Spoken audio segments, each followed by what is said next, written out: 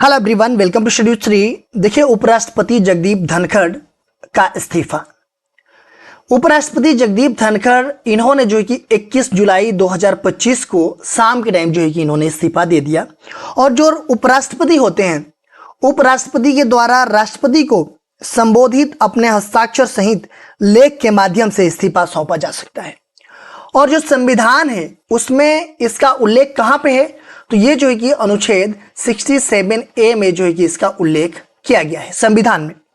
और इन्होंने जो इस्तीफा दिया है उसमें रीजन ये मेंशन किया है कि स्वास्थ्य देखभाल को प्राथमिकता देने और चिकित्सा सलाह का पालन करने के वजह से जो है कि इनके द्वारा इस्तीफा उपराष्ट्रपति पद से दिया गया है।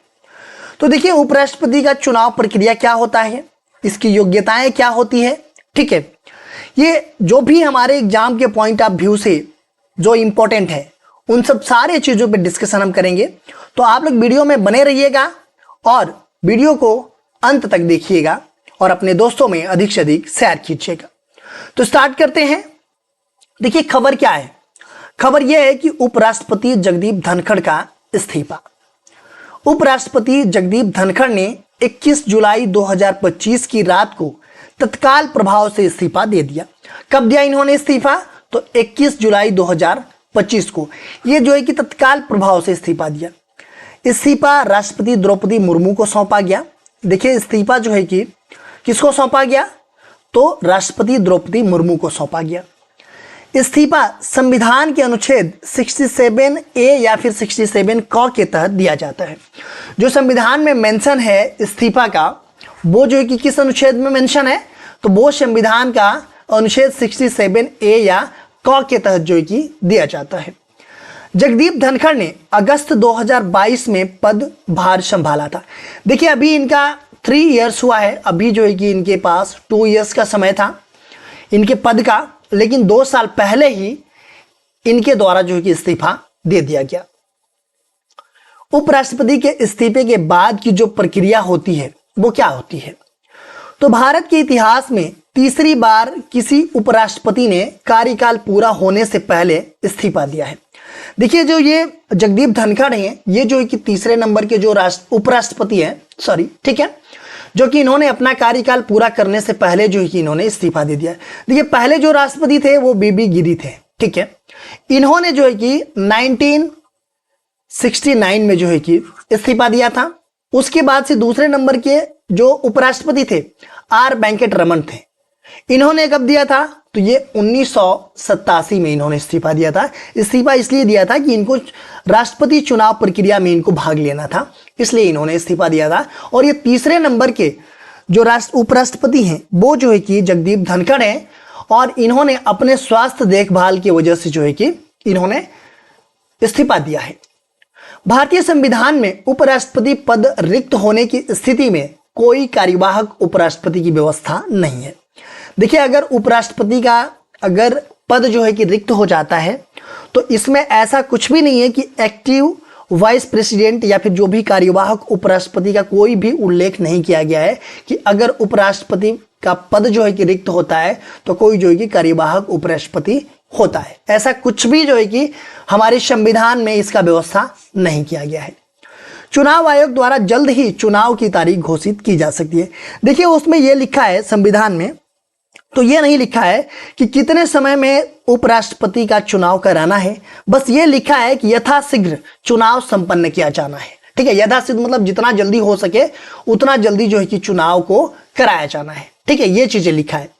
चुनाव आयोग द्वारा जल्द ही चुनाव की तारीख घोषित की जाएगी। देखिए, उपराष्ट्रपति का तो कोई समय सीमा लिखा नहीं है, लेकिन जो राष्ट्रपति होते हैं उनका जो है कि समय सीमा लिखा है कि 6 महीना के भीतर जो है कि उनका जो है कि चुनाव कराना है। उपराष्ट्रपति चुनाव राष्ट्रपति और उपराष्ट्रपति चुनाव अधिनियम 1952 के तहत होता है। जो उपराष्ट्रपति का चुनाव होता है और राष्ट्रपति का चुनाव होता है, ये जो है कि राष्ट्रपति और उपराष्ट्रपति चुनाव अधिनियम है 1952, इसके तहत जो है कि इनका चुनाव किया जाता है। परंपरा अनुसार लोकसभा या राज्यसभा के सेक्रेटरी जनरल में से किसी एक को रिटर्निंग ऑफिसर नियुक्त किया जाता है। जब उपराष्ट्रपति पद रिक्त हो तब राज्यसभा के उपसभापति वर्तमान में हरिवंश नारायण सिंह राज्यसभा की अध्यक्षता करेंगे। देखिए राज्यसभा की अध्यक्षता कौन करता है, तो ये जो कि उपराष्ट्रपति करते हैं, ठीक है। और ये जो है कि सभापति भी होते हैं, राज्यसभा के सभापति जो है कि उपराष्ट्रपति होते हैं। लेकिन जब उपराष्ट्रपति का पद रिक्त होगा तो जो राज्यसभा के उपसभापति हैं, ठीक है, वर्तमान में कौन है, तो ये है हरिवंश नारायण सिंह, ये जो है कि राज्यसभा की अध्यक्षता करेंगे। हालांकि राज्यसभा की जो अध्यक्षता करते हैं वो जो है कि उपराष्ट्रपति करते हैं, ठीक है, जो राज्यसभा के सभापति होते हैं। लेकिन उनका अगर पद रिक्त है तो जो राज्यसभा का अध्यक्षता करेंगे वो करेंगे जो राज्यसभा के उपसभापति हैं वो करेंगे। वर्तमान में कौन है, तो हरिवंश नारायण सिंह है। संविधान के अनुसार उपराष्ट्रपति की अन्य जिम्मेदारियों के लिए किसी कार्यवाहक की नियुक्ति नहीं होती है, ठीक है।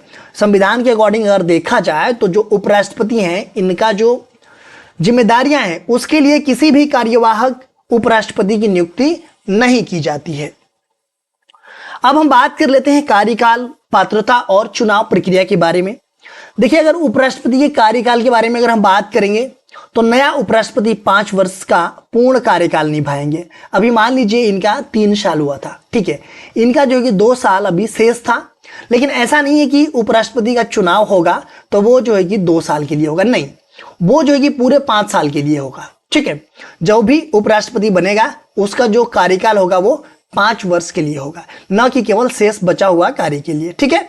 तो ये पूरे 5 साल के लिए चुने जाएंगे, न कि 2 साल के लिए, ठीक है। जो चुनाव प्रक्रिया है इनका, वो चुनाव में लोकसभा और राज्यसभा के सभी सदस्य, नामित सदस्य भी शामिल होते हैं। देखिए जो उपराष्ट्रपति का चुनाव है उसमें लोकसभा प्लस राज्यसभा प्लस जो भी नामित सदस्य होते हैं, जो कि प्रेसिडेंट के द्वारा 12 सदस्यों को नामित किया जाता है राज्यसभा में, तो इसमें जो निर्वाचित सदस्य होते हैं वो तो होंगे ही, लेकिन जो नामित सदस्य हैं वो भी भाग लेते हैं इसमें। जो चुनाव प्रक्रिया होती है उपराष्ट्रपति के, तो ये याद रखिएगा कि लोकसभा प्लस राज्यसभा प्लस जो नामित सदस्य होते हैं वो जो है कि सारे जो है कि इसमें पार्टिसिपेट करते हैं। वही अगर हम देखा है राष्ट्रपति के चुनाव में, तो राष्ट्रपति के चुनाव में लोकसभा प्लस राज्यसभा प्लस विधानसभा, ये जो है कि बस निर्वाचित सदस्य इसमें पार्टिसिपेट करते हैं, इसमें जो है कि नामित सदस्य नहीं करते हैं। तो उपराष्ट्रपति और राष्ट्रपति इन दोनों में आप समझ लीजिएगा, उपराष्ट्रपति में लोकसभा प्लस राज्यसभा प्लस जो नामित सदस्य होते हैं वो पार्टिसिपेट करते हैं। राष्ट्रपति में लोकसभा, राज्यसभा और विधानसभा के जो निर्वाचित सदस्य होते हैं वो पार्टिसिपेट करते हैं।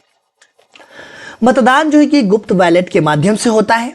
जो चुनाव प्रक्रिया है उसमें वोटिंग प्रणाली, ये जो है कि आनुपातिक प्रतिनिधित्व एकल संक्रमणीय मत प्रणाली मतलब सिंगल ट्रांसफरेबल वोट के माध्यम से होता है। और जीतने के लिए प्रत्याशी को कुल वैध मतों का आधा प्लस 1 वोट होने चाहिए।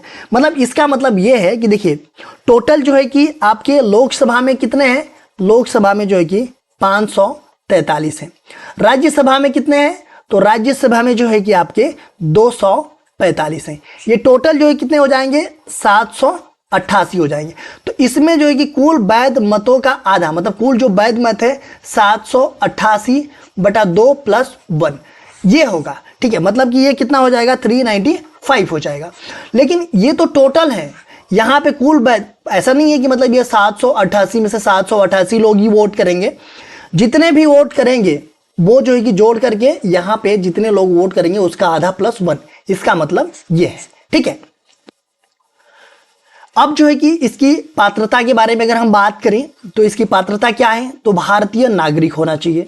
अगर उपराष्ट्रपति का कोई चुनाव अगर लड़ रहा है तो वो जो है कि भारतीय नागरिक होना चाहिए। उसकी जो एज है वो 35 वर्ष से अधिक होनी चाहिए और वो राज्यसभा के लिए योग्य होना चाहिए, मतलब राज्यसभा के लिए वो योग्य होना चाहिए और किसी लाभ के पद पर ना हो, मतलब किसी भी वो लाभ के पद पे नहीं होना चाहिए और किसी भी संसदीय क्षेत्र में मतदाता के रूप में पंजीकृत होना चाहिए। यह है जो है कि इसकी पात्रता। एक नज़र ऐसे डाल लेते हैं जो भारत के उपराष्ट्रपति हैं कि थोड़ा सा एक ही में जो है कि आपको सब कुछ मिल जाए। देखिए जो भारत के उपराष्ट्रपति होते हैं वो राष्ट्रपति के बाद देश के दूसरा सर्वोच्च पद होता है, उपराष्ट्रपति वाला पद, ठीक है।